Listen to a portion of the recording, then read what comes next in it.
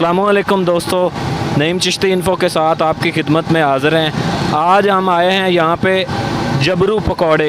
ये पाकपतन की सबसे मशहूर जगह है जहाँ पे पूरे पंजाब से लोग जो है वो पकौड़े खाने के लिए आते हैं। और ये कोई आम तरह के पकौड़े नहीं हैं, ये बड़े ही ख़ास तरीके से बनाए जाते हैं। तो आइए इनसे पूछते हैं कि इन्होंने ये कब से काम शुरू किया हुआ है और ये पकौड़े कैसे बनाते हैं। अभी ये ऑनर हैं जो यहाँ पे जबरू पकौड़े हैं, उनके ऑनर, उनसे बात करते हैं कि ये आप कब से काम शुरू किया हुआ है और ये पकौड़े किस तरह से बनते हैं। पहले तो आप हमें ये बताएं कि आपने ये काम कब से शुरू किया हुआ है पकौड़ों वाला। ये जी हमने तकरीबन कोई 25-30 साल हो गए हमारे वालिद साहब को इधर काम करते हुए, अलमरूफ जबरू साहब को। और उसके बाद मैं खुद बनाता हूँ पकौड़े पर दुकान पर बैठ के।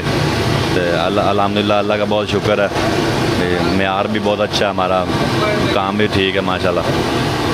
अच्छा, आपने ये पकौड़े जो हैं वो बनाते किस तरह से, थोड़ा सा ये भी हमारे नाजरीन को बताइए कि आप ये पकौड़े किस तरह से बनाते हैं। पकौड़े सर वो ऐसे ऊपर तरह बनाते हैं हम, जो ना बेसन के, हाँ बेसन और आलू, सब्ज़ मिर्चें होती हैं, ठीक है, यही सब कुछ हम बाद में बनाते हैं इसमें डालकर। बाकी है ना,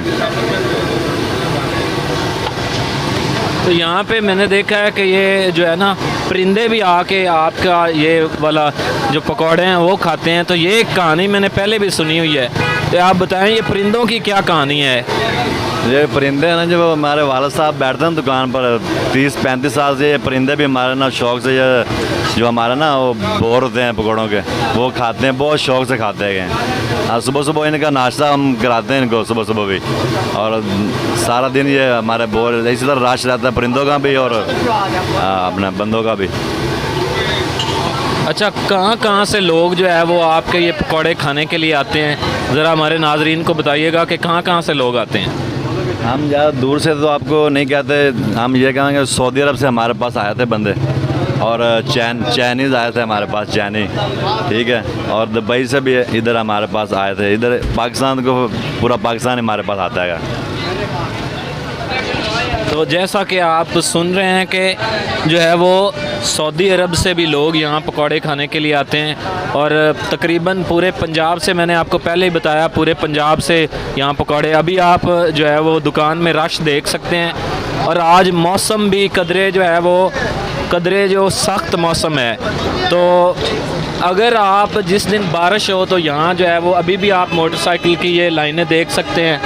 तो लेकिन जिस दिन जो है वो रश यानी बारिश हो, उस दिन ये रश बहुत ज़्यादा बढ़ जाता है। एक भाई जो है वो पकौड़े खा रहे हैं, हम उनसे पूछते हैं कि ये वो कब से खा रहे हैं और इनको ये कैसे लगते हैं।